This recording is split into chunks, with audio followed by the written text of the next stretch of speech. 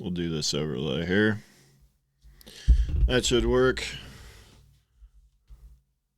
We're going to start out with just going through some of these Q&A questions. Let me turn some lights on.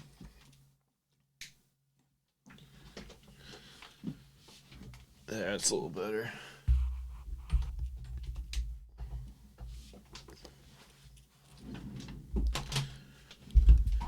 If anybody else has anything else they'd like to talk about, I'm going to start by just going through. I need to turn this guy down a little bit more.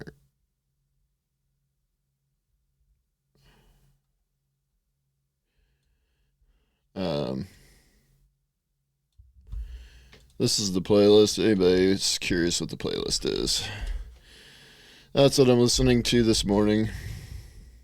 Jeremy Soule, he's done a lot of game soundtracks, many game soundtracks. Guild Wars 2, Icewind Dale, Skyrim, Oblivion.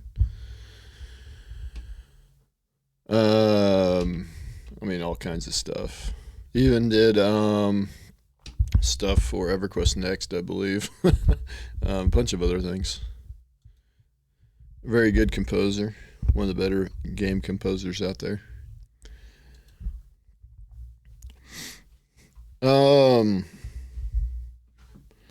Does experience debt at max level interact with rested XP?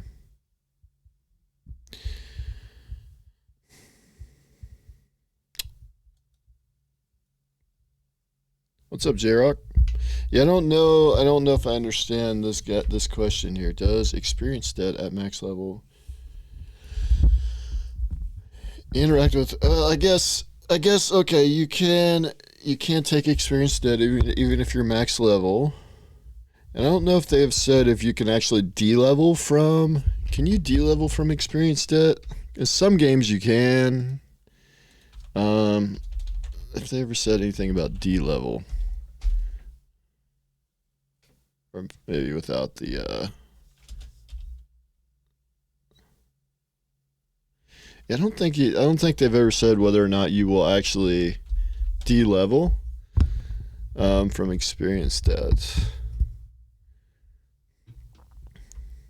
Experience stat, negative experience scales to 2% of a max level, subject to change. Yeah, they've never said whether or not you will actually de-level. So really at like max level though, the thing is, so like if you hit level cap and you take experience debt, it doesn't really hurt you unless you de-level. So if you do de-level, then obviously that would matter. And then rested XP, obviously if you have a rested bonus to where you can gain that back faster, that would matter. But I don't believe they've ever said that you de-level, so experience debt doesn't matter that much. Except the only thing about experience debt with the corruption system is basically the way I understand it works, and the way it works in kind of similar games is until your experience debt is worked off, you have all these other things. You'll have skill and stat dampening and all these other things going on until you get rid of your experience debt.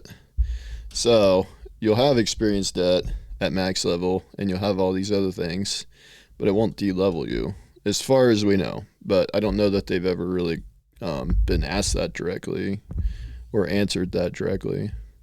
Maybe I should put that in my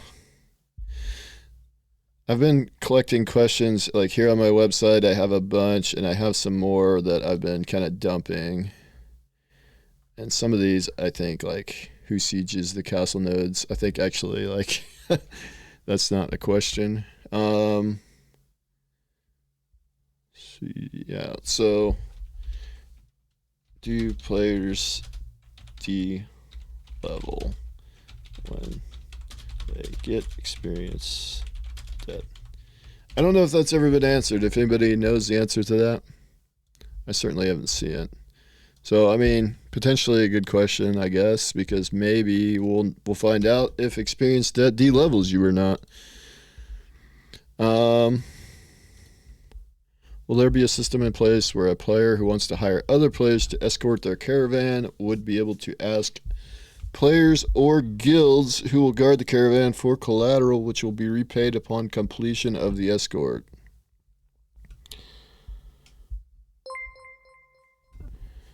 Who's following? Somebody's followed. Can't see it on my screen very well for some reason. Why is it not saying it? Here's the activity feed. EFOQRS. EFOQRS. Nice! Thank you. Thank you for the follow. Appreciate it. Guard the caravan for collateral. Which would pay? I have a feeling as Steven would say that is going to be up to the players. I don't think there's a collateral system for that. I know there's collateral, like a collateral type system for some versions of crafting. It's not called collateral. It's like escrow or something.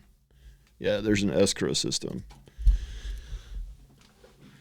Hello. First time Shazwell, welcome. Welcome. Escrow system is planned to prevent griefing in the crafting system. And there's caravan insurance they've talked about. But as far as paying somebody to run a caravan for you, I have a feeling that's going to be on the players maybe. I don't think there'll be a system in-game for that. Nor do they really need to make a system in-game for that. They have enough systems they need to make. Yeah. I would say for me, it'd be like, you get it done, I'll pay you. Like, you know what I mean? Or maybe I'll pay you half before and then half after. But I'm going to run my own caravans anyways. So as far as that goes, or have people that run it. We've heard of nodes having a building state once it levels up, or right before, where NPCs will visually level up the node. How will this work in practice? Good question. Good question. So he's talked about in a recent, I think in the last year or so, like they talked about, Steven mentioned this big, huge, like this caravan comes over the hill and it's like all this big animation stuff. I don't know if it's actually in the wiki, but I remember him saying it in one of the live streams. Yeah, node advancement spawns a series of animations and visual effects within the footprint of the node. Players within the node are teleported to a safe location, likely a respawn area near the node. I don't know if I like that, but I get it. So you're not getting stuck in like a building that spawns or something. Supplies will spawn around the node, and system-driven caravans are spawned to bring these supplies into the node. These caravans are not able to be attacked, and the NPCs begin construction activities. Players outside the node will see the new facade of the node pop into existence as the node advances in stage. So a big, huge dog and pony show, more or less, I guess you could call it. So that's interesting. I think that's a good question.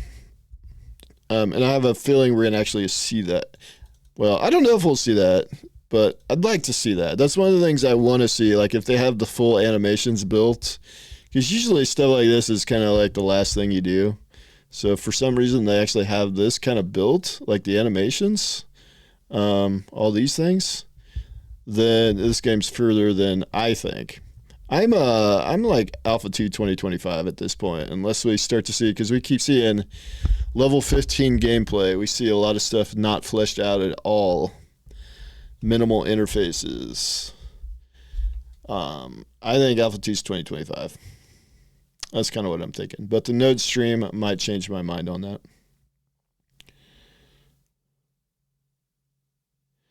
For free, yeah, because if you see like final polish type stuff, like the animations and stuff, because a lot of your animations are kind of like final pass, then maybe the nodes are a lot further than we think. And then if nodes are a lot further than we think, then A2 next year, it's very possible. For freeholds, will giving permissions to guild members count towards the previously stated 9-person cap? Or is it a separate number? I don't believe so. They've said with guild permissions, freehold guild permissions, that you can only give a certain like percentage of your guild permissions. It's somewhere in here. I don't know where it is. But yeah, there's only a subset of your guild. They called it a battalion basically. So like there's going to be battalions in your guild and you can only give it to one battalion in your guild.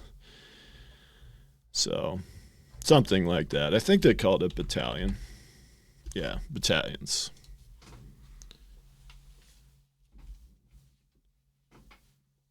Yeah, it could be. I mean, it depends how good they want A2 to be. And we don't know. We don't know what their bar is, in terms of how fleshed out they want the game to be. I know after A2, I feel like after that, the game wasn't super well received. And I feel like they kind of decided to take a step back and we're gonna go all in to get A2 looking like an actual game. And so I think that's kind of where we're at, but I don't know. Battalions. Where's that battalion thing at? The idea behind guild permissions for freeholds is that within guilds there will be microstructures of battalions. If we end up allowing guild permissions for freeholds, it will likely only apply to other members within the guild's microstructure. So only that microstructure of a battalion. If, and that's key there, if they may not even give guild permissions for freeholds, might just be your family, which is like a total of 9, including yourself. World was increased 3x in size. Has the metropolis increased as well, or is it still 0.5? I looked this one up and I remember I watched a little bit of Narc's stream. And Narc was screaming about this question when he read it, that it's already changed. We've already seen the change, or they've talked about it, but I don't ever recall seeing them saying that the metropolis changed size. And I'm not sure why it necessarily needs to, just because the world got bigger. I don't know that it actually needs to. They made freeholds bigger, and if they start making metros bigger too, you're still going to start running out of space, so I'm not sure it necessarily needs to be bigger. So it's 0.5 kilometer for metros, what they had said. And maybe it's gone up. I could see it going up, but it doesn't necessarily have to. And I'm not sure that's been answered, so I think that's a good question. Help with the FOMO, though? Yeah. Yeah. It lets more people in to the freehold for sure. But the problem is, I think, the big guilds are unfortunately going to be the ones that own a lot of the freeholds, so they'll have plenty of ways to get in. It's the smaller guilds, the people without guilds that, will be left out. But that's the way the game's designed. You need a guild in Ashes of Creation, just the way it is. Like to know the advantage of each type of node? Sure. Yeah, everybody would like to know that. I mean, they've talked very briefly about scientific and economic. Not a lot about divine or military. Oh boy, a long one. Like to know more about node sieges warfare. General overview. Yes, I'd like to know that too. In fact, have like a 20-minute script written on sieges. That's what I was talking about last week in here. We were going over some stuff on that video. I decided to not do that video because, I mean, obviously with this node update, we could learn new things about the node sieges and the objectives in the sieges. We know the node sieges there's certain objectives in the sieges that they've talked about, but every time they talk about a new system after they haven't talked about it for a few years, there tends to be a fair amount of things that change. course, you have mercenaries that you can hire. You can kill siege NPCs to get an advantage. It doesn't say what. And there's a concept of like districts in node sieges. I don't know where it's at now, but you can capture a district and that'll give you a new respawn point and reduce your respawn time and potentially other benefits on top of that. I think you have to go, yeah, okay. Now we're in the right spot. It's somewhere in here. If I just search a district, I'll probably find it. Yeah, siege objectives. Each node has a number of districts. You have to defeat a raid boss in that district. If you take over that district as the attacker, you get that respawn location. And there's also quartermasters apparently in the districts that will increase the respawn timer of the defenders and reduce the attacker respawn times.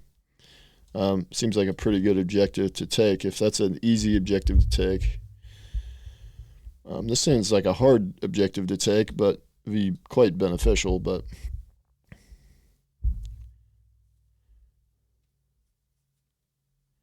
yeah, and then you can assault the outpost or kill the headquarters of the attacking army to win as the defenders, or last for the 2 hours or 1.5 hours or whatever it is.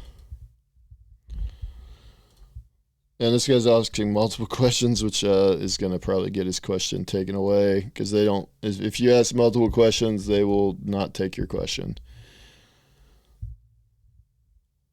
How rosters will be filled? Yep. I mean, a good question. How many points of entry will need to be defended simultaneously? Second question, Zerg versus Zerg. Can you describe your intent in regards to army movement patterns? A little bit vague. I mean, I don't know if you can really design to force like people to organize in a certain way. Although, with tanks, obviously you want the tanks in front, and you don't want your healers, obviously behind your tanks, and your ranged DPS behind your tanks. But other than that, with projectile collision, tanks definitely want to be on the front line. Other than that, I don't know that you could force like pincer movements or like specific type of military formations. Open large-scale combat is dispersed and not a forced Zerg ball meta always. Yeah, I don't like the ball meta. Like, there's always like a lot of MMOs.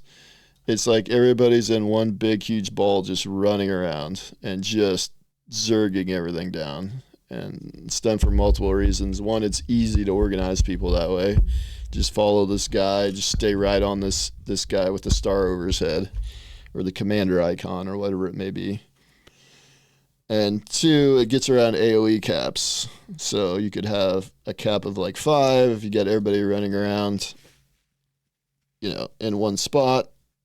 And then AoE doesn't affect very many people in that spot, and it kind of negates AoE effectiveness. Ashes of Creation has player collision, so you're not going to be able to group up too tightly. They even have friendly player collision, so grouping up super tightly into a giant ball may not be possible. It might be a cluster if you try to do that. Spread out combat with agency for individual players rather than hive tactics with one caller and 100 plus robotic players forced to play in the AoE support Baldur's 5. I agree. I hate that meta, I should say. Instead, you got to say it right. I want to see combat be chaotic with a multitude. I don't know if I want it to be chaotic. I mean, organized would be cool. Multitude of attack defense points being contested at once for more interesting group content. Yeah, I like that idea. I mean, I like everything for the most part this guy's saying. It's one aspect New World got right. I don't know. I thought the New World wars were not one of the better implementations I've ever seen of like castle siege warfare by any means. It was pretty basic. Looking forward to this video. Was the plan to move forward with PvP being allowed in cities and towns as PvP versus AFK players? It's not compelling. Yeah, I don't know that PvP needs to be on in Node. But I guess if you have guards in town that are very quick to respond, I mean, if the guards, if they do have a guard system like that, where I guess maybe, but I just don't see the point of having PvP on in Node. Yeah. See no value in that. I agree with that. I also think player collision should be turned off in areas like that because it gets, even in Alpha 1, which had a lot less players than Alpha 2 is going to have, like the player collision around quest givers got pretty annoying pretty quick. The phalanx, yeah. What is the intent for potion consumption during active combat? Will we chug potions regularly, or will there be a moderate cooldown? I'm sure there's going to be a cooldown. Just like pretty much every MMO, you can have cooldowns. Talking about average players, will having a freehold be the best way to be rich? I think it's going to be a way for sure to get rich. I think definitely helpful. There'll be other ways for people focused on. I mean, there's going to be other ways. If you're a crafter, you don't really care about freeholds other than you need somebody with a freehold to feed you materials, finished materials to craft. At the end of the day, I think crafters could be the place to really get rich. So they're the one making the end product, and that's always the one with the most value. So there's probably a profit from the gatherers. They're going to sell their stuff for a profit. They're trading. Gatherers are trading their time for gold to the processors. Processors are going to take that material that they bought, in theory, from gatherers, or it could just be a guild thing where the guild just gave it to them. But let's say they bought it just to make more sense, I guess. They're going to process that, and they're going to charge a higher fee for having spent the time processing it. And then the crafter is going to take it, and they're going to charge an even higher fee for. So there's two profit margins along the way. There's a profit margin in theory from the gatherers to the processors. Then there's a profit margin from the processors to the crafters. And then the crafter takes a profit margin as well. So in theory, the crafters are aggregating to some extent all those profits. But I don't know. We have to see it. A lot of times crafters that are making like the high-end stuff, those are the rich people in a lot of MMOs, especially in an MMO where crafters make the best stuff. So it's hard to not envision a scenario where in-game crafters are the richest people on the server. But also I think gatherers, especially early on with the hunting certificates, and I did a 4-part video series on that. The hunting certificates and maximizing that. Early game is a way to get early game golds, I think, in theory, when a server launches. More info on story arcs and how it influences the world. What happens if another group unleashes zombies while I'm still fighting the Minotaurs? Do they just turn into zombies? Yeah, I'm curious about that. I asked that question actually in a Discord group. I'm definitely curious about that.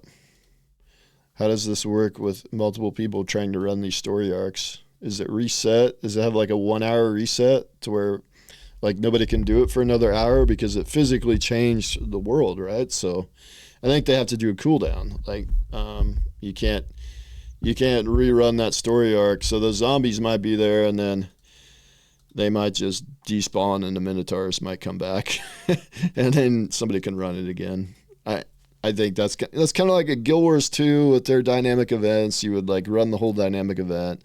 The world would kind of stay that way for like 20 minutes, however it finished, and then it resets back to the start. So I think that's probably the way it's going to be.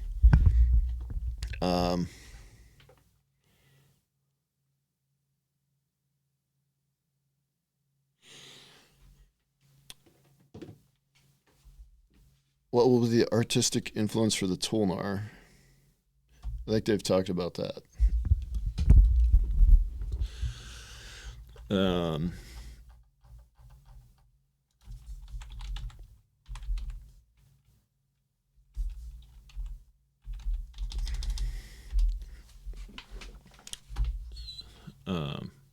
Maybe they haven't, because they've talked about all these others, right? But they have not. Maybe they have not talked about the Tulnar. Well, I mean, since the Tulnar is a combination of all these races, I guess it's a combination of all the races in terms of artistic influence, I guess.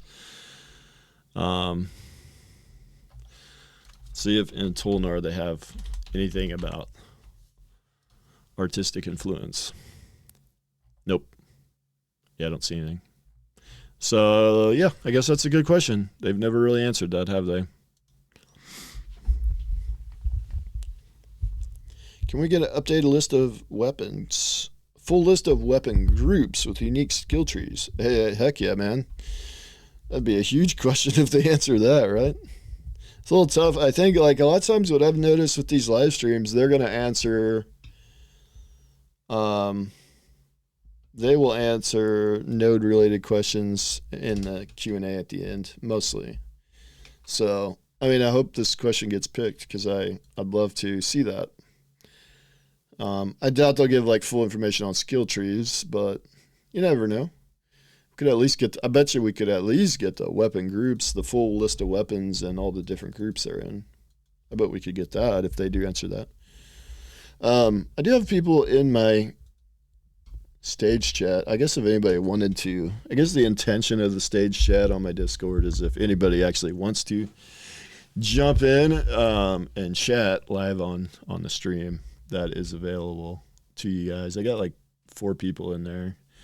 If you would like to chat, you just have to, I think there's a raise hand button, and raise your hand, come on in, and we'll talk. But we'll see how that goes. If anybody does want to raise their hand. If that goes badly, we may not do that again. Will it be allowed to teleport resources to respawn points by letting friends kill you, or do you see it as an exploit? Well, you're going to drop a percentage of your resources, first of all. Your friend could pick them up. I don't know how they don't allow that. I don't know any way they get around that, but I could see that as an exploit, you know? I mean, I guess it could be something where I don't think they can, like, make a game mechanic where they prevent that. But if they catch people doing it, then that's where the GMs step in, because not everything is moderated via in-game systems. There is GM moderation in this game that are going to handle the edge cases, and this would be an edge case. So, will there be denier beard skins in the shop? I don't know. Why would you need a beard skin? Wouldn't you just go to like a barber shop and change your beard? I don't know. I guess if you're not a denier and you want a denier beard, maybe. I don't know. When you add new content that may be locked behind node progression, will there be something along the lines of a special seasonal event?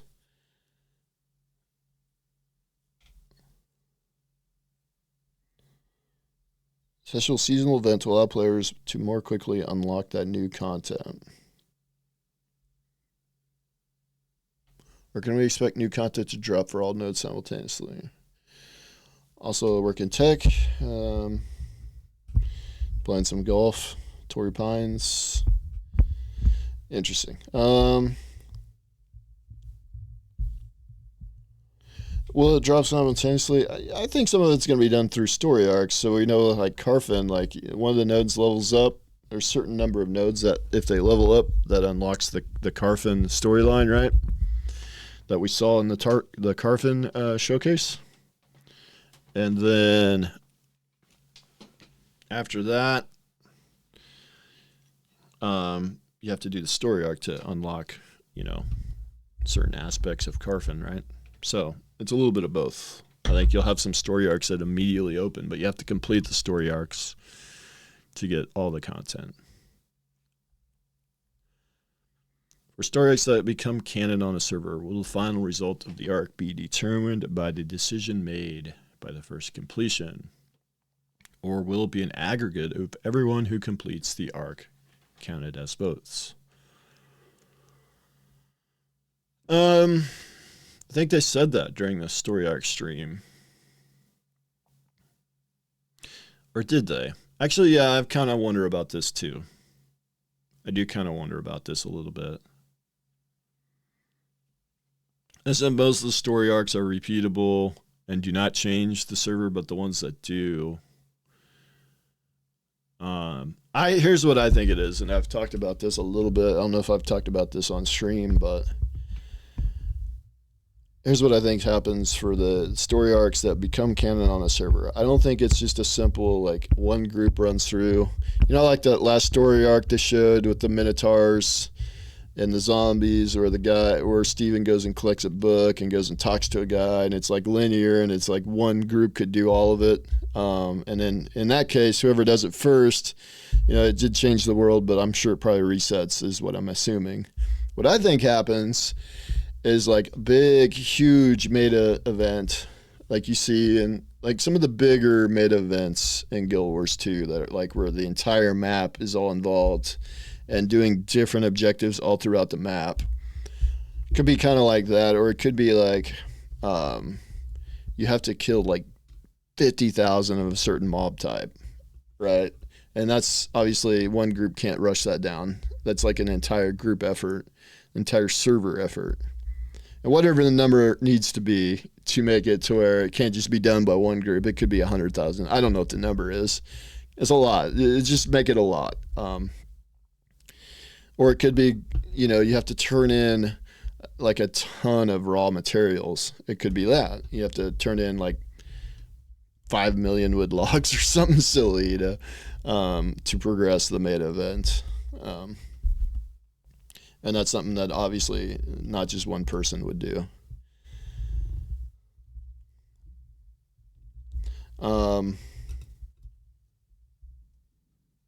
If it's like Guild Wars, yeah, Guild Wars had some of the more interesting like meta events, I think.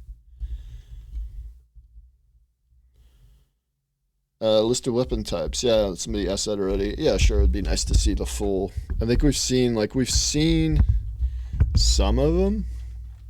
We haven't seen all of them, but, you know, and then we don't know, like, the ones, A1 had a bunch of weapons, but we don't know, you know, obviously if all of those have made it to Alpha 2 or into the final launch.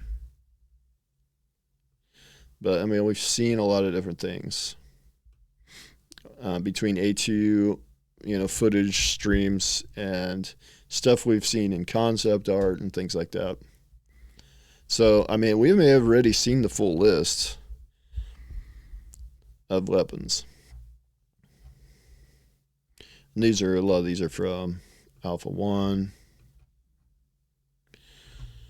The Tower Shield was Alpha 2, but, yeah. This was definitely from the Ranger Showcase. So, we've seen a few things.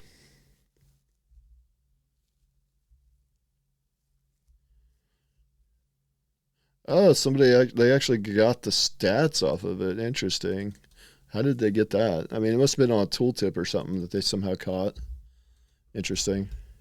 Like, there's stuff so much. Oh, here it is. Here's the tooltip. Yeah, they got the tooltip. Interesting. When can we expect to see content related to Battlegrounds, arenas, etc.? There's no like Battlegrounds in the same kind of like WoW theme park style. And he's used the term Battlegrounds before, and I think that confuses people. There is arenas, but they're not. People think like it's WoW arena. It's Arcade style arenas, which didn't matter that much. They were a way to farm PvP currency, but they weren't balanced. They weren't really that competitive, although there was a leaderboard, you know, and it's very similar to that, to where it's kind of an added on thing. It's not like the main game by any means. When he says objective based battlegrounds, what he means is node sieges, castle sieges, caravans, guild wars, and naval PvP, like open world battlegrounds, to where you run into a caravan that's a battleground, so to speak, but that's not the same kind of battleground that I think this person is referencing.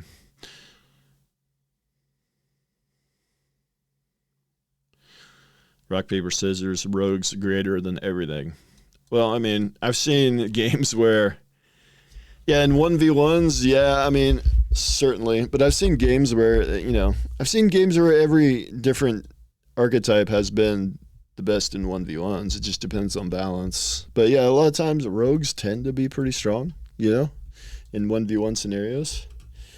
Specifically because they're very, it's not necessarily that they necessarily do the highest damage, although the burst damage can be quite high. It's just that they're very hard to kill because they can just stealth and run away if they're losing the fight. And that's the annoying thing with rogues. Hold on a second. I got like 4 people in my audience. I'm going to post something in my Discord stage chat here.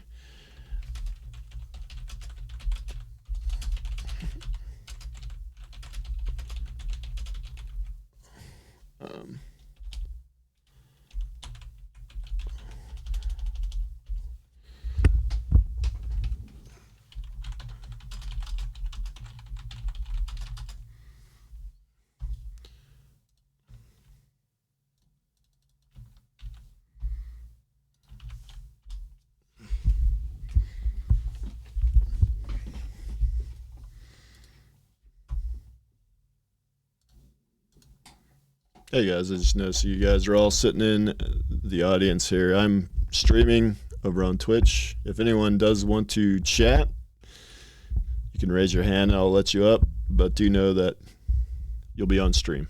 I only have 6 people, so it's not a big deal, but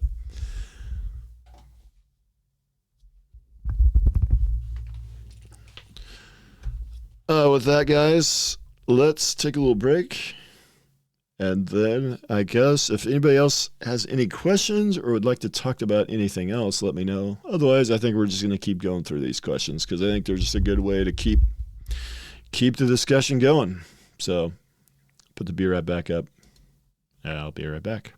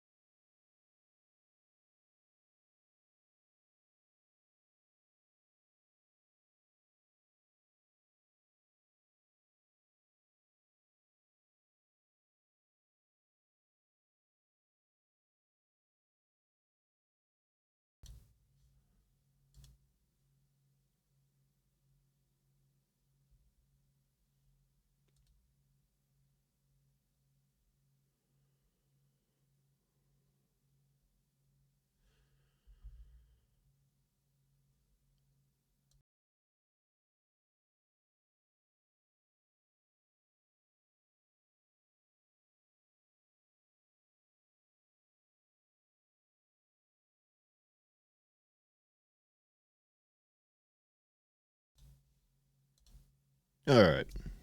Anything else anybody would like to talk about? Any other games that are interesting? Obviously, everybody's playing Baldur's Gate 3. I played it through Act 1. I got into Act 2, and I haven't played it in several days. I don't know. I like the game, but, you know, I feel like after a while it's kind of the same kind of stuff over and over again, but that's every game, you know. At some point I'll probably play through the entire thing, but I'm taking my time with it for sure. I tried Arcade Classic, and I don't know, man. The launch wasn't very good. Armored Core. Joe explained Armored Core. Pretty good, huh? Yeah, so Arcade Classic, man, it had a scuffed launch. It's a private server. There's a lot of weird stuff going on with it. They have some very intrusive security stuff on there that I don't know about. And the Land Rush was scuffed. Aurora launch was scuffed. It lags like crazy in big group situations. I don't think that server is going to last very long. I think it'll be down to a pretty minimal population in about 90 days, which is honestly what I predicted before the launch of that server, because that's what happens to every arcade server. And yes, they don't really have pay to win, but they have the labor system, and there's people making multiple accounts. The guy said they wouldn't have multiple accounts. They would ban people. He's not banning people. I was in there. Like, people were running all over at, like, super speed. Wasn't a lot, but there was a few. There was, like, something I saw on Reddit recently where this guy said that there's some dude that owns, like, 200 plots or something. And so there's land barons. There's all kinds of shit going on with that game. Haven't played Baldur's Gate. You know, for me, it's like it's not a game that I thought I would like, but I have been liking it. So I don't know. I have been liking it. I do like it. I actually like the combat. Like, that's my favorite part. I'm not a big, like, dialogue guy, and, like, I'm a skip to cutscenes guy. I like to just get in there and but the combat's actually pretty fun, and I like to I play pretty aggressively, and I attack everything I can for the most part. You know, there's some times where you know, obviously you're not going to win if you attack, but so you have to pick your battles a little bit, but it's fun. It's definitely fun. I can see why it's got so much hype. Not typically the game for me, but I'm an MMO guy almost, you know, exclusively, but I do play other games, but I definitely like MMOs the best. And the problem is finding an MMO to, like, stick with right now. In the last year, I've played Dragonflight. I've played Project Ascension, the WoW private server. I've played ESO. I went and played Arcade Classic, obviously. I think I played Unchained even earlier in the year. Maybe that was late last year that I played the Unchained. I think that was late last year I played Unchained. Fresh start, like November or something last year. You have different playthroughs. Yeah. I only have one. I've thought about starting another one because, I mean, I've messed so many things up in mine, but it makes it more of a challenge, I guess. Man, what other MMOs have I played? I tried playing Guild Wars 2 a few times this year, and I can't get back into that game. I don't know why. I'm sure there's some others, but, like, in the last year, I just jumped from MMO to MMO, and I can't stick with one anymore. I think I might try Hardcore Classic, I guess. I don't actually get the appeal of Hardcore Classic, but I might do it. I think it'd be something fun to stream, but I think about doing something, like, a little different with that. Like, I wish there was, like, a PvP Classic, like Hardcore, which the odds of you ever getting to max would be probably pretty low, but I still would probably enjoy it more than just going through quests and stuff. But I might do Hardcore Classic. Might be something fun to stream. And if I could get one, I mean, the thing with Hardcore Classic, I would get one character to max, and then I'd just be done with the whole thing. I would never do it again. And that would be the only real goal, I think. Armored Core until Starfield. Yeah, I haven't played Armored Core. I don't think I'll play Starfield, but I'll look at the game. I'll watch some gameplay probably, and if it's interesting, maybe I'll play it. But for me, it's just been kind of chilling and I guess making videos and playing MMOs when I can. And Baldur's Gate 3 has been pretty fun though. I gotta admit, it surprised me on how fun it was. So I guess we should get back to this stuff. We all know that character creation works. When will we get access? Yeah, that's everybody's question. Everybody would like access to the character creator. They said before Alpha 2, right? I believe is what they said. So how many players minimum would you expect it to take to build up a node at each of its stages?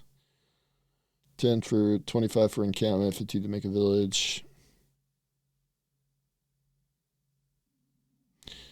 Well, obviously it's probably going to be higher. I mean, yeah, they might give that answer. They might answer that.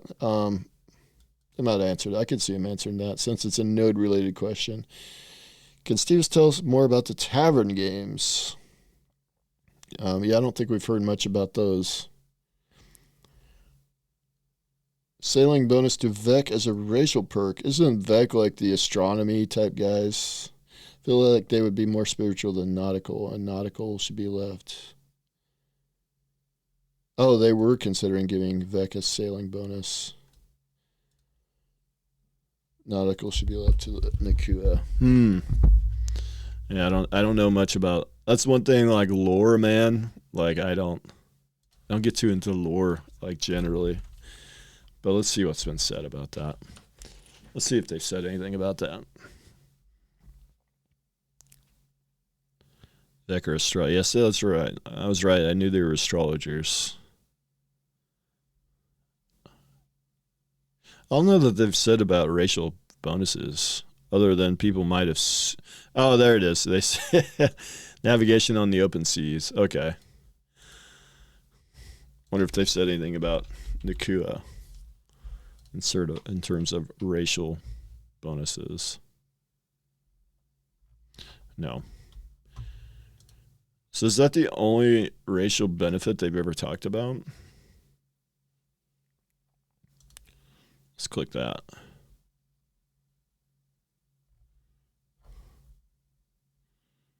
It doesn't really, he didn't really put anything. I'm assuming that might be the only racial benefit we've ever heard about was the Vec one. So, can weapons mounted on boats deal damage to players? Probably. I mean, because in most MMOs that have naval, it's been true. Although maybe you'll have some that are specific to only do damage to ships, and maybe they do a lot less damage to players. And you might have some that are more meant to do damage to players and less to ships. You could have different types of weapons in that regard. Some mountable creatures will be able to develop certain combat abilities based on their breed. How do you intend on making it evident to players in a PvP scenario what type of abilities they might anticipate from the mount? Well, it's kind of like arcades. Like if you kind of would, it's basically what he said there. Like you kind of learn what the mounts like skills are. In arcades, the different mounts had different skills, and based on appearance, you'll kind of understand, what those are over time. Like, oh man, that mount there has a giant harpoon. Stay back. Yeah, Lancewell mounted. So you'll learn that over time, I think.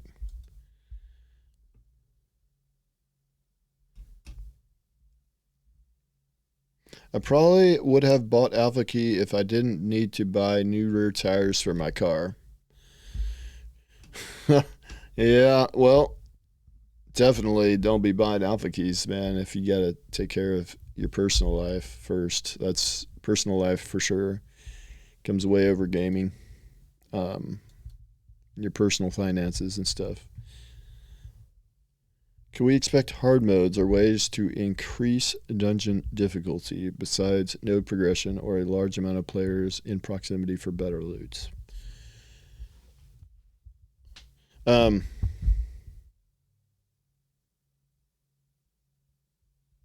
don't believe so. I mean, that's not, this type of game doesn't have like, because it's not, they're not instanced. Most of the dungeons, the harder dungeons, are not instanced. So you're not going to have a difficulty, because if some group goes in and says we're going to crank the difficulty up from 2 to 5, that would change the difficulty for everybody that's in that dungeon. And you can't really do that. The difficulty is in how well you do the dungeon. They have this thing that they've talked about, not a feature that I think is like real well known. What do they call that? I think if you go to dungeon difficulty, it might be in there. The difficulty of PvE content such as raids and dungeons will adapt based on the performance of the raid or group against previous bosses in that encounter. Higher performance in earlier phases will increase the difficulty of subsequent phases of the encounter. So if you do good on the first boss, the second boss is harder. And this is, yeah, then everybody dies. Yeah. And so this is a question I have asked. I've put this in, I have it as my number one question, although once I take these questions I've been working on and go through, because I've been working on some new stuff, because a lot of these questions that I had built were kind of stuff that really we had never had like an answer to, and was really technical and kind of in depth. And then I started thinking like,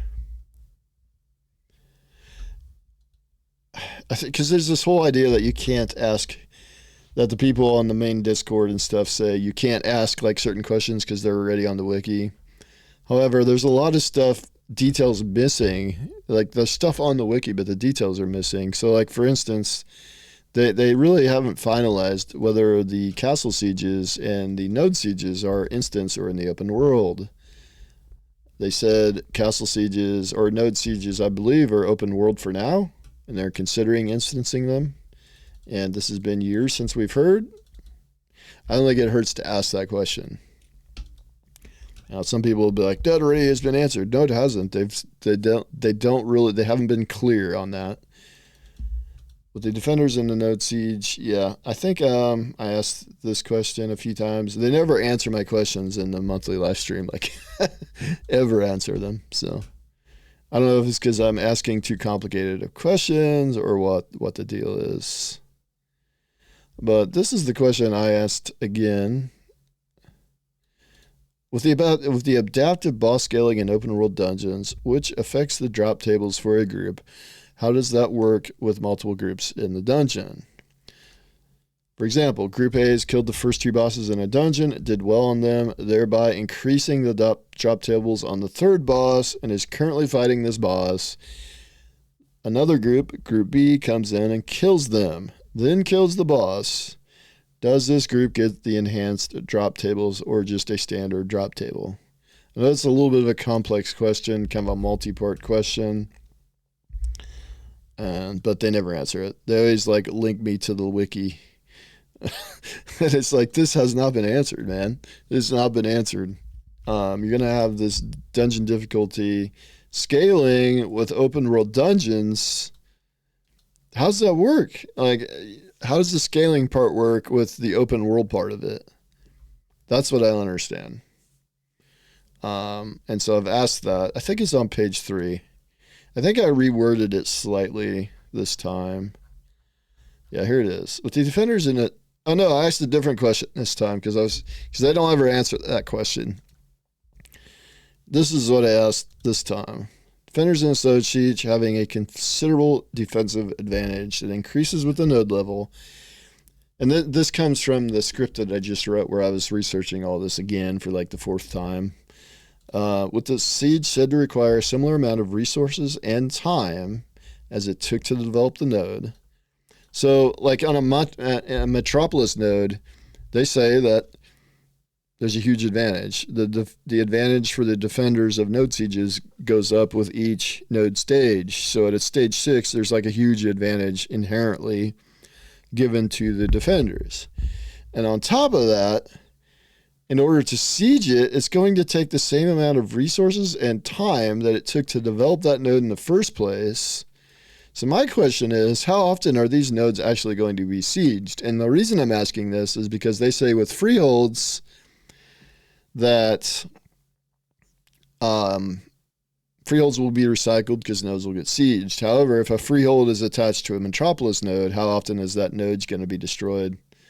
I don't think very often based on what they've said, but we don't know. That's why I asked the question. So I figured I wanted to ask a node-related question because those have a better chance of getting answered on the stream.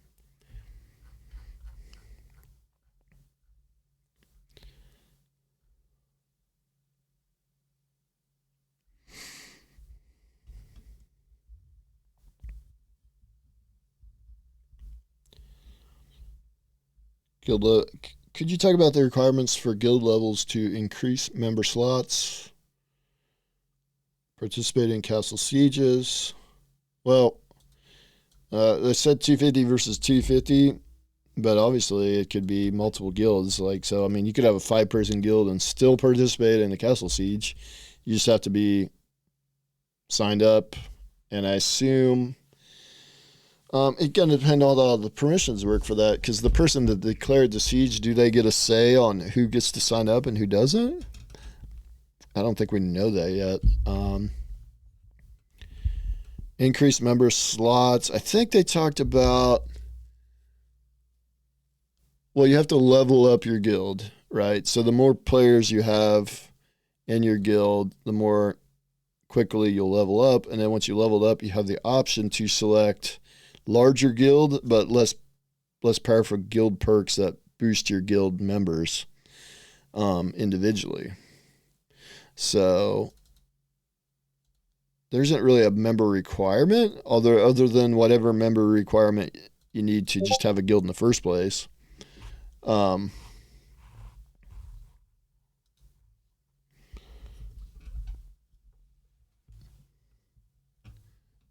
that's fine. That is fine.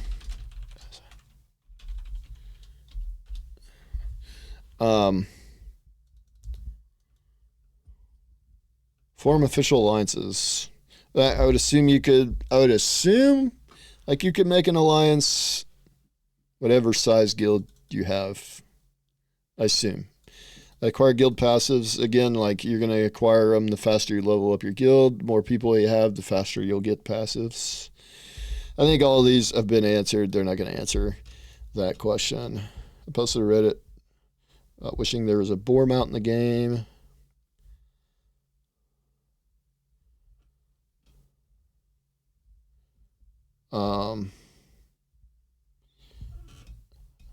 A boar mount? I'm sure they're probably going to have a boar mount. I mean, I don't know. I don't think we've seen one yet, but how much? Yeah, I don't know. I don't know about that one. Will it be necessary for people to turn against their own nodes to unlock new content? So an in-game group wants to get new gear. Will it be commonplace that they destroy their Metropolis to level a nearby node for that gear? Well, to destroy your own Metropolis, you've got to renounce your citizenship. You cannot attack your own node. You would have to renounce your citizenship, join another node by buying a home there, and then you destroy the metro that you spent countless hours and materials leveling up. That's a huge task. So my thing is, I don't know that they'll lock best in slot gear behind how the nodes level, but there isn't really best in slot gear either, according to what they've said, but there probably will be. But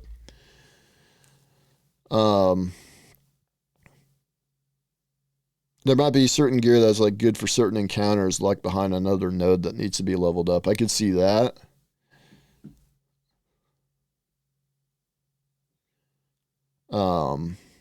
But yeah, I don't think a lot of people are going to leave their node. Oh, I lost my camera. Yeah, I don't know what happened to my camera.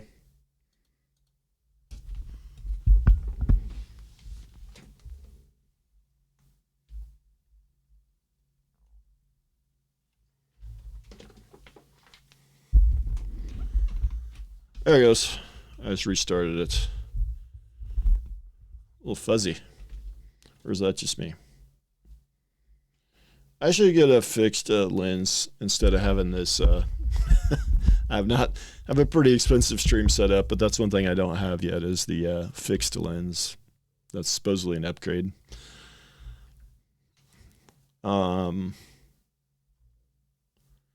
I don't think it's going to necessarily be necessary, or that would like. I mean, you're destroying months of work when you do that. So I don't think people are going to do that. The fluid flux thing. I've seen people talk about this. Hello guys, welcome back to another video. Dude, I don't know, man. I don't know about fluid flux. 2.0. Now, if you don't know what fluid flux is, I mean, it looks great. I'm not going to say it doesn't look great. Features real-time water simulation. However, and this is it's not as simple as just like it looks great. Like everybody wants everything to look amazing. It does look good. I'm not saying it doesn't. My thing is, how much more intense on the server is this plugin going to be? How much more difficult does it make the server work? The other thing is, probably one of the most. I don't think it's hard to make water look good. Like Arcade, like even modern. I think the water looks pretty good in Arcade. Oh, this is ultra settings, but the water looked pretty good in Arcade, I thought. Yeah, I mean, even today, I think the water. I mean, that's fine. Why does it need to be anything more than that? It's just water. Like you're just. I mean, the water always looked pretty good in Arcade, I thought. And this is like not using Unreal Engine. This is using. I don't remember what engine they used for Arcade, but the water looked pretty good. And even like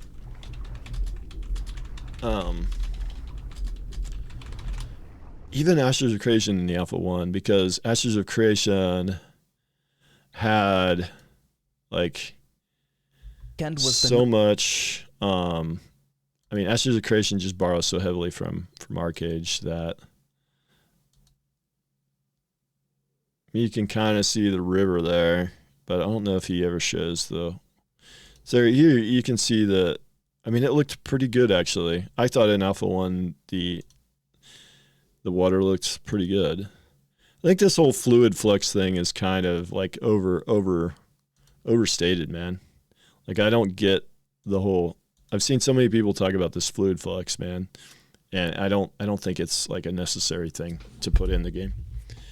I mean, it depends on the technical side of things, right? Like, does it hinder performance? Because performance matters like a lot in this game, and you're gonna have huge sieges and stuff. Has the bounty hunter system undergone any changes?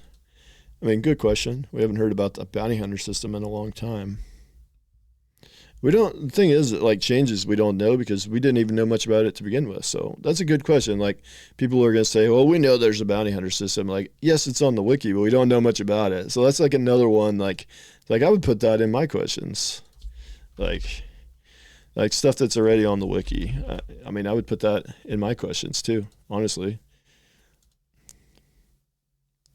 like that's not something that they've talked about a lot. Leaderboards. What types of leaderboards will there be? Yeah, people are going to be like, well, if it's on the wiki, you can't ask it, but we don't know much about leaderboards, so, I mean, ask it. Can you elaborate on whether there will be leaderboards for tavern games? I don't believe so. Whether the option to be anonymous. I bet they won't let you be anonymous on the leaderboards. And whether you can opt into them, I bet you won't be able to. I bet they're just, I mean, that's just extra stuff they would have to code in that I'm not sure they necessarily have the time to do. Enjoy it without a guild. Home node is a de facto guild and find plenty of content, party members, and economic tools just from the node. I think you could kind of do that a little bit. Although I think having a guild is better in general. Possible for a cleric to spec into a viable DPS role. I think they need to make it to where you can level, but viable in terms of like out DPSing anybody else. I would hope that they don't let you, because it's the only healing archetype, so I don't know. I don't think they'll make it to where you can do a lot of damage with it.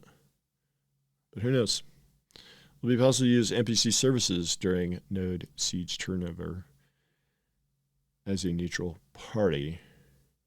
Most NPC services are disabled during siege declaration and during the siege and those sort of things.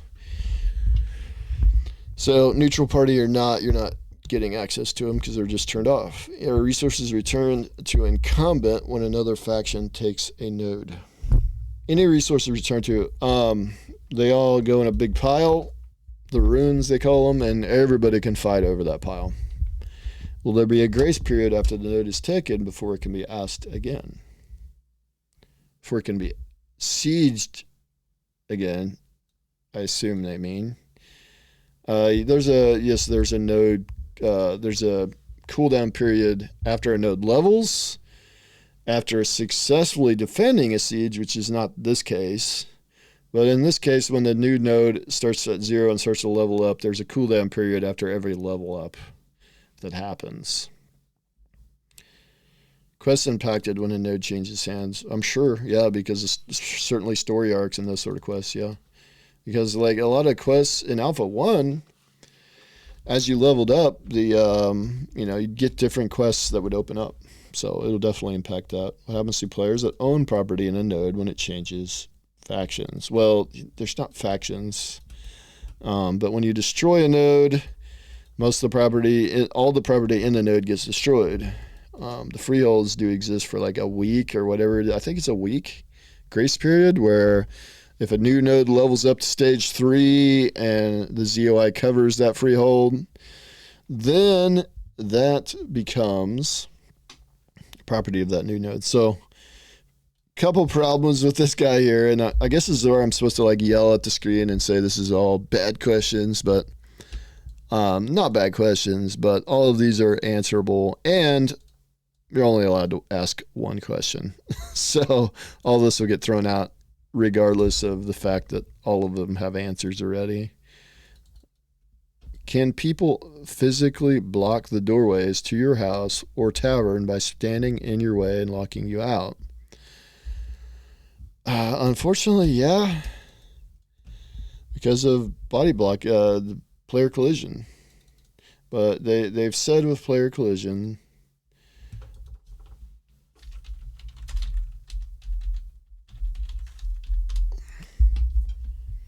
that inertia and momentum, so you can step back a little bit, get a little speed, and then that inertia and momentum will push people out of the way. In Arcage, they had that inertia momentum because Arcage had friendly player collision too. But man, in cities, the inertia and momentum, if there's a bunch of people standing in the doorway, like you wouldn't get out. Like there's no getting out. You had to go find another doorway. Luckily, most of the buildings had multiple doors too. I think the reason was because of that. So usually you could still get out, but there was times there was a major pain in like really busy areas. So that's why I think in node, or around like quest givers maybe too. And because some of the quest givers are not going to be in node, they'll be like outside of the nodes in the open world. Like just turn off player collision in those areas. I mean, player collision exists, friendly player collision. The main reason friendly player collision exists is as the AoE cap. That's their AoE cap in Ashes of Creation. So enemy AoEs, because our side can only have 10 people in like this AoE circle, the size of their AoE circle. So that becomes the AoE cap for the enemy AoEs, because we can only have 10 people in that AoE. Now, people could leave the AoE, and if it's an AoE that stays on the ground, you could hit more than 10 people because people are moving and more people move through it. But at any given moment, only 10 people are being affected by it. And then you have friendly AoEs as well. So like the friendly cleric heal that he put on the ground was an AoE. Let's say only 10 people can fit in that circle. But in that case, if you have 10 people in there, each of them's getting a very small heal because that one's divided out the heals evenly. So it was a 500 heal, and with 2 people, it would do 250 to each. That's just a number I threw out. I don't know what the numbers were, but so if it's say it's 1,000 heal and you got 10 people in there, each person's only getting 100.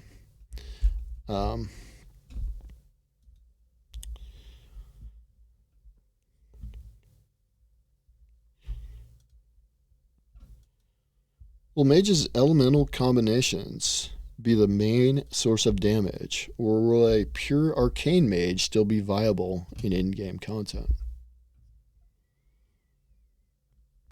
You have combinations within schools of magic too. So it's going to depend. It's going to depend, I guess, how they build it. But I imagine they'll build where you could have a pure single school of damage and still have plenty of combos.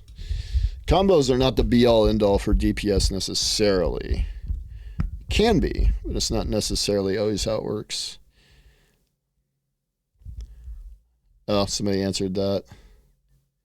Yes, but. Yes, but. It doesn't always work. I get annoyed sometimes when people answer questions like this because it's like, yeah, but you don't fully grasp how that works. It's not a perfect thing. It's not a perfect answer. If you could use your blink skill as a mage, are these questions for the nodes live stream? Yes. Yes. This is the submission thread. I will post it here in the chat. If you'd like to see it or follow along or what have you, or post your own questions. And welcome first time chatter as well. D Jugs, appreciate you. Yes. Also, every Sunday I do this. This is the second Sunday. Getting a few more people in here this time than last time. I go for 2 hours on a Sunday morning every Sunday. So it's the one time every week I can fully commit to being in front of a computer for 2 hours because I cannot necessarily commit other times of the week because of work and family, and this is the one time that my son is usually upstairs still asleep. My wife sleeps in on Sundays, so I can kind of just do my thing and not have to worry about interruptions so much. So it's kind of nice. I know it's not like the ideal time to stream necessarily, but there was something I saw the other day. Twitch most viewed or most hours watched. Most hours watched. Maybe that was it. There's this website called Twitch Tracker. And let me find it before I pull it over here. I could pull it over, I guess. I think it's this website. So you go, where is it? Hours watched daily week average.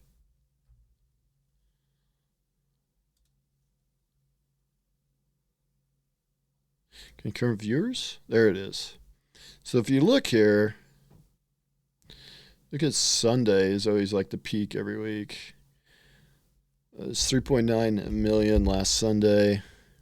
Actually, Saturday was a higher peak this week, but what I've noticed is most of the time it's Sunday, but Saturday is also pretty close. So we're getting actually close to peak So for me, it's 2 in the afternoon, and right now it's 9 in the morning. So this would be like right here is where we would be right now. So this viewership is actually almost higher than the peak of Monday. 9 a.m. Sunday is actually almost higher than the peak of Monday. Tuesday does good for some reason. Wednesday doesn't do so good. So a lot of people I've noticed stream Monday, Wednesday, Friday, like as their schedule. But for some reason, like Tuesdays and Thursdays, but there was stuff going on last week, Tuesday and Thursday, I think, like game shows or something that probably caused that. Because this is just last week, right? But what I've noticed is Saturday and Sunday actually has the highest viewership. And what I've noticed is a lot of streamers don't stream Saturday and Sunday. So people do like Monday, Wednesday, Friday streams. I don't know. Camera died? Yeah, I don't know what's going on with this, man. I hope my camera is not actually dying. It's a very expensive camera. I don't want that to happen. There, it's back for a little bit. I hope it's not a heat issue. Let me see how hot it is. Hey, it doesn't feel very hot. Is there, maybe there's a timeout on it? I might have to go through the settings. It's a Sony A6100, so I might have to go through the settings, I guess, and see if there's a timeout. But I've streamed it for longer than this before, and it didn't go out. So, I might need to reset the power supply because like it's got a permanent. It didn't have a battery in it, like most. It's a DSLR, but there's this. You can buy a power cord that plugs into the battery well with an adapter. I might need to turn it off and unplug that for a while, let that all reset. We'll try that after the stream. Or maybe I need to reset my Elgato cam link. That's interesting. So anyways, that's why I stream on Sundays, mostly because that's the time I have available. But also, it's not as bad a time to stream as I think people might think. I mean, I think a lot of people are free on Sunday mornings to just kind of jump in here.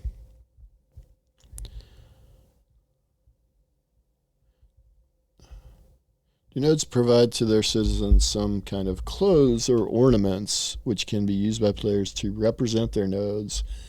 Or is this clothing thing left to the guilds only? I don't think they've ever really talked about that, but I could see there being something like that. That would make sense if they would do that, but that's not something they've talked about in the past. So it could be a good question, I guess, for people that are in the, like, I'm not a big cosmetics guy either, so for me, I don't care that much, but will gatherers have a quality system? Yeah, I believe so. Yeah, I don't know if it'll be exactly like Star Wars Galaxies, but they have said like Star Wars Galaxies like heavily influences the crafting system and the gathering system.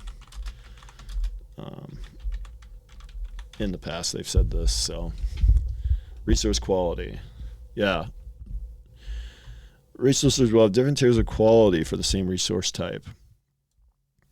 This is similar to Star Wars Galaxies. So you might have, I'm trying to think of like an example. Like you might have, like there's quite a few games that have done stuff like this, but I can't really think of a good example off the top of my head. It's like the same resource, but there's different qualities of it. So it's like even within the tiers, there was like qualities. Well, yeah, I mean, it's like common, uncommon, rare, and epic. So you could have like,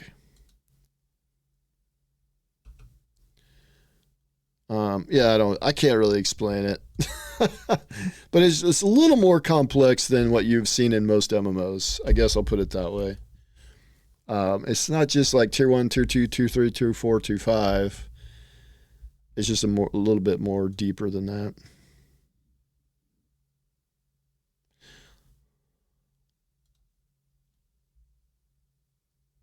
It would be cool to get more explanation of that, I suppose. Stripped of node citizenship by any player agency other than node destruction. That's a very good question because, like, the node mayor can declare a foreign citizen like an enemy of the state, but I don't think you can do. I don't think there's a similar thing for a node citizen. That could be really abused. Like if a guild within guilds. Here's the thing that with Ashes of Creation that I find interesting because like you can't declare war on your own node if you're a vassal. You can't declare war on your parent node or any of the other nodes within that vassal network. However, a lot of the conflict, I think, because these are the people you're around daily. Just think of like at work, like you're around these people all the time, and so you occasionally have fights with them. Whereas normally, if you're only around these people, once a month, you probably would never have any arguments with them. But because you're around them all the time, you have arguments with them. Well, with nodes, it's the same way. You're around these people all the time, you're gonna have arguments with them. If the argument develops to the point of you just can't be around this person anymore, you would have to like leave your guild, go to another guild, go to another node before you could like do something about it and attack that node or that guild. So it would be kind of interesting to have some systems where players could have disputes within node, or that could be internal conflict within a node or within a guild, and have mutiny, exactly like a mutiny type thing. I guess you could do it the traditional old school way. You leave the guild, start another guild, go to another node, and then you go to war with your old guild and your old node. Because there's node wars, there's guild wars. But you can have so you can declare enemies of the state. I think that's in here. Yeah, and then like I said, you could leave your guild and you could start a node war. Go to another node and declare war, but it cannot be. Vassal nodes cannot declare war on their parent node or any of their vassals. So you would have to go probably pretty far away. Like say you're in a Metropolis node. And the Metropolis node, the zone of influence covers 1/5 of the world map, which is, as we know, is a gigantic world map. So I guess I could just pull the map up. We know it's a gigantic world map, so we know that. Yeah, there goes the camera again.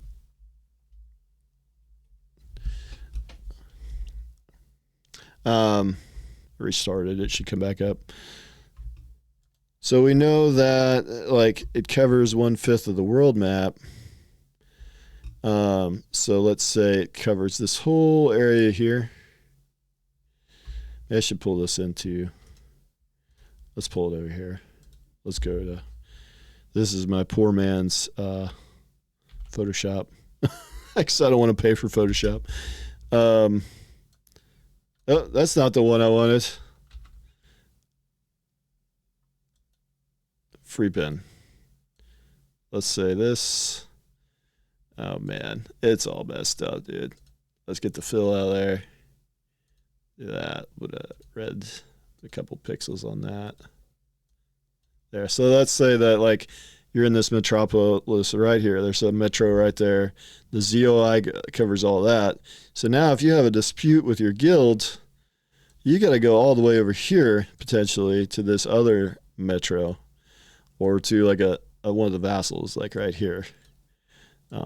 Sorry for the completely terrible drawing skills, but you might have quite a trek to not only take yourself over there, but you've also got to transport all the materials you need to. Yeah, there it goes again. Let me try something.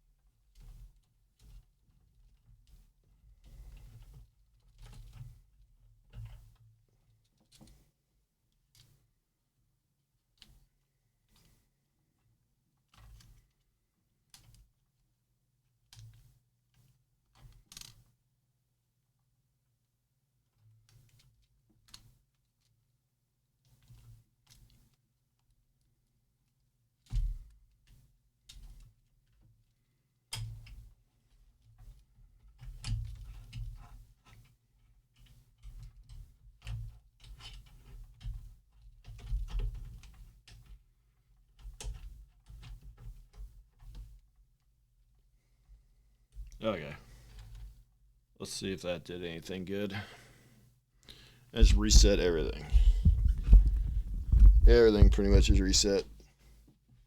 Except I did not reset the, I guess the Elgato down at the PC, but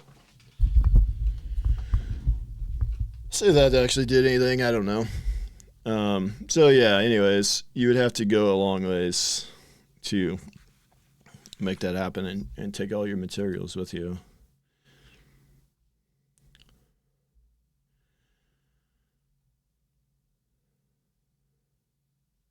Yeah, it's a good question by Rendall. Divine and Military sued Node Super Tower. Well, they might.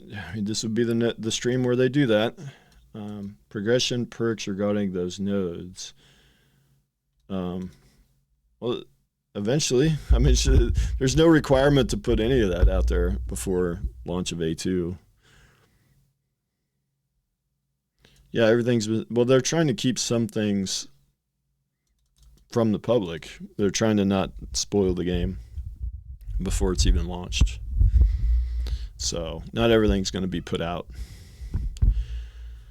Baldur's Gate. Baldur's Gate. I see this Baldur's Gate comparison all the time with Ashes, and it's like, you guys realize they're not the same, right? They're completely different games. I get it's like a very good game. It's very high quality. With its in-depth narrative story arc and feature-complete delivery. Does that have impact on your standards? Fleshing out engaging quest content. Yeah, I don't think Ashes will ever compete in terms of story arcs and narrative with something like Baldur's Gate. They're not. First of all, they're not going to have voice acting, like not much of it. They might have some voice lines, they've said, in terms of they might have lines for NPCs, your standard things, that quick little catchphrases they say, but not like full voice acted quest lines. That's not going to be in Ashes. So it's just completely different type of games. I think that's going to be tough to have that same level of quality when you've got all these other things that they want to do. I'm really like, I don't know, late 2024, early 2025 is kind of where I'm at. I could see it being 2025. I'm going to say, like, after this Nodes video, live stream that they come out with on Thursday, I'm going to analyze that and how in depth they go and how much detail there is. If we see node level up animations, and we talked about this earlier, if we see these node advancement, like we see this whole showcase of node advancement with all these animations that they talk about here, or at least some of them, I mean, that will tell me a lot, because like a lot of times, like, this is kind of the stuff you put in place last, right? The whole animations and stuff like that, and visual effects. If we see a lot of that in place and we see it for multiple node stages, then I'll start to get excited that Alpha 2. I know it's a small thing, but this is the kind of thing, the little bit of polish that you would see towards the end.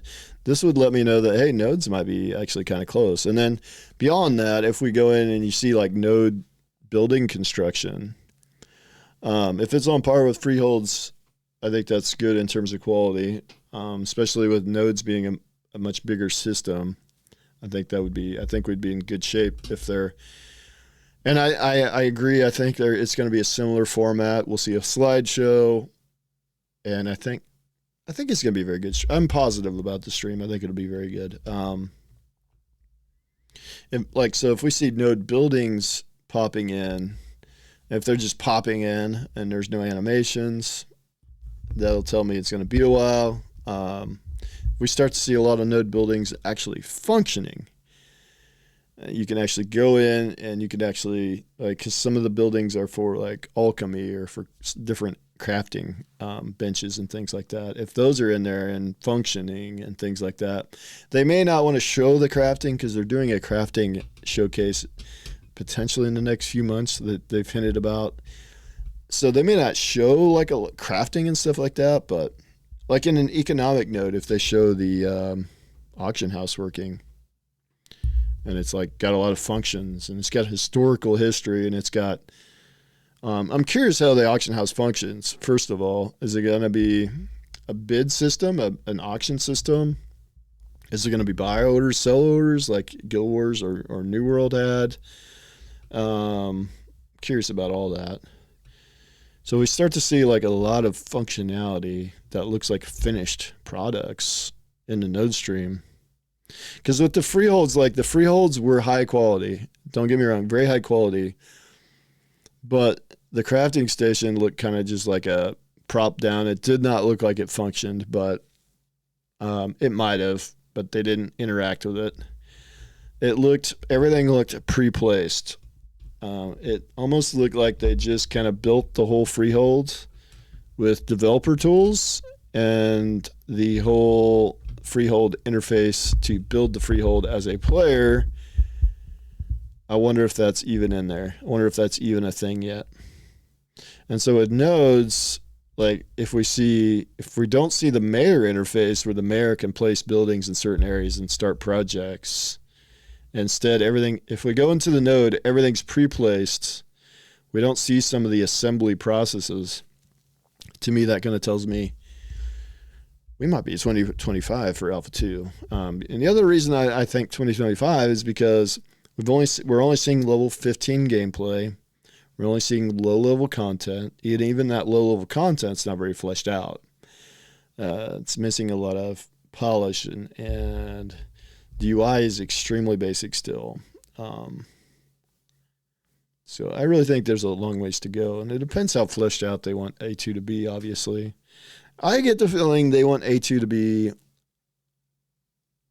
a decent gameplay experience because Alpha 1 wasn't. I think it killed the hype a little bit for the game. I've noticed that I started making videos after Alpha 1. I mean, technically I made a few during Alpha 1 because I did play in it, but it's been extremely hard to grow as an Ashes of Creation YouTuber because the hype is mostly gone.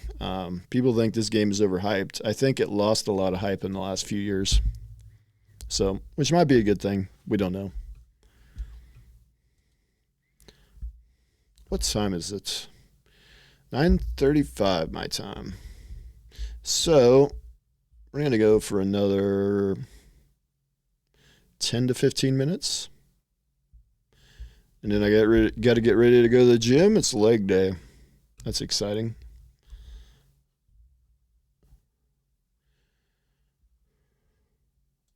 Guilds and alliance. Well, you'll be able to have guilds. They had that in Alpha 1. Alliances, I could see that being later on in Alpha 2. There's an alliance. How will players know who the alliance members are? They've said that there's going to be like alliance chat and maybe even like an alliance like UI. If there's an alliance chat, I could see there being a UI where you can see who all's in the alliance.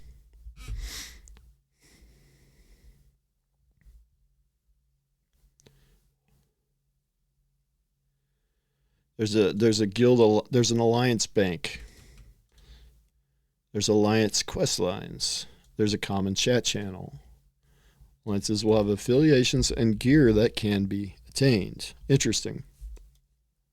And there's trade agreements. So you'll probably know who's in your alliance.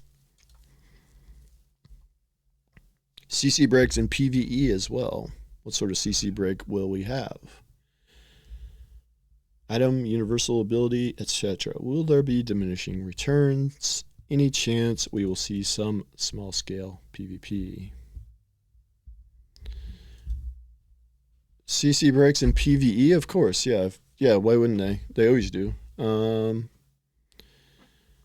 What kind of CC break will we have? It's usually just a cooldown, and you hit the button and you CC breaks. You might have a CC break that only works on stuns or only works on fears. You might have a skill that gives you immunity to a certain type of CC. It might have something you might have a universal that just removes any CC, any hard CC, like probably a huge cooldown. You might have that. Will there be diminishing returns? Yes, there's going to be diminishing returns on CC. Any chance we'll see? Yeah, I'd love to see PvP. We're not going to see it in a node stream, but I'd love to see PvP. Like just duels. They did that before A1. They had duels like on the beach. How will Tulnar cities affect nodes? Above or below ground? For dwarfs as well. If below, does the distance or location of the nodes still apply like they would around other nodes in development, including the progression of their race in development thus far?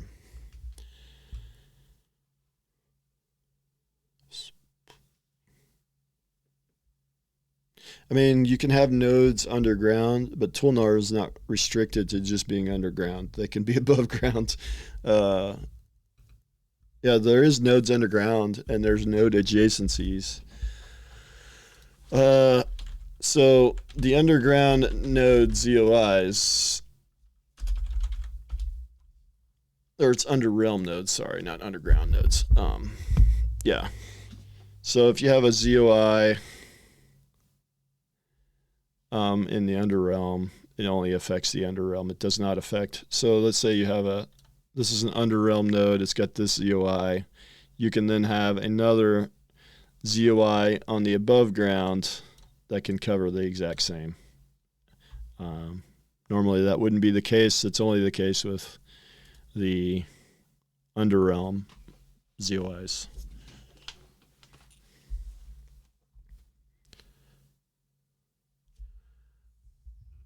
How will Tulnar cities affect nodes? Okay, we did that.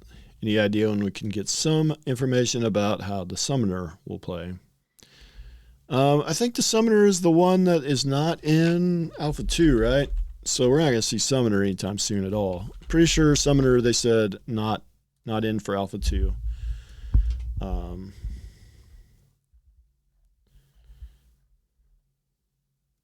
Yeah. Not expected to be present during Alpha 2. Oh, it is expected to be in Alpha 2, but not at the beginning.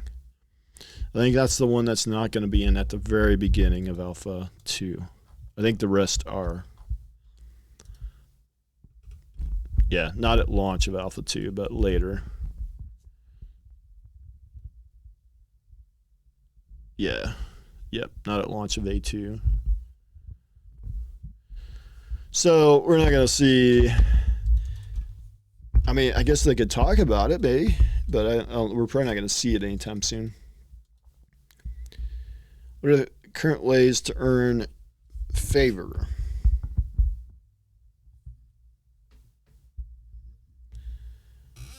Yeah. I mean, is he talking about, because there is a currency called favor, but he's just talking like a node, like any node currency, I guess, maybe.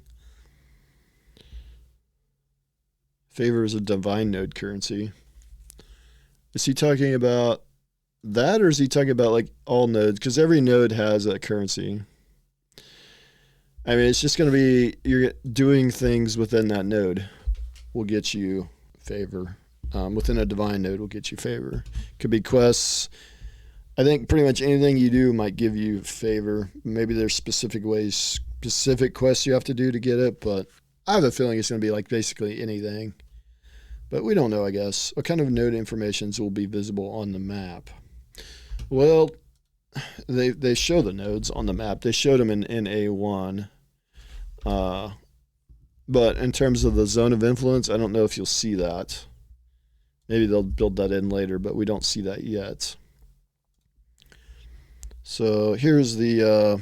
so these are nodes. These big wall-looking things are nodes. The eyes are point of interest. The door-looking thing is a dungeon. And obviously this is the player. So you see where the nodes are located. So you do have that information. Land management system asks group of players to cooperate to conserve resources, but if cooperation can easily be undermined by a single tree cutter, I don't think a single person will be able to chop enough trees necessarily to affect the land management. I guess they could if they're really going after it. I don't know. If they have really good tools and they're able to chop really fast. But I get the feeling this is something that's going to take like a big group. I could be wrong on that. When will we be getting a PvP update? Yeah, I'd like to have that too. Will progression in social organizations be permanent or need to be maintained like PvP? Yeah, it's going to be permanent, I would assume, right? Well, we don't know, but we assume you're not going to lose progress there. List of racial arguments.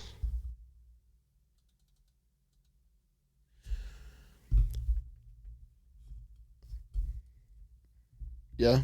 When will we get that? Really hope they show how events work, such as when a node levels up and spawns something like a dungeon opening or NPC attack. Yep, for sure.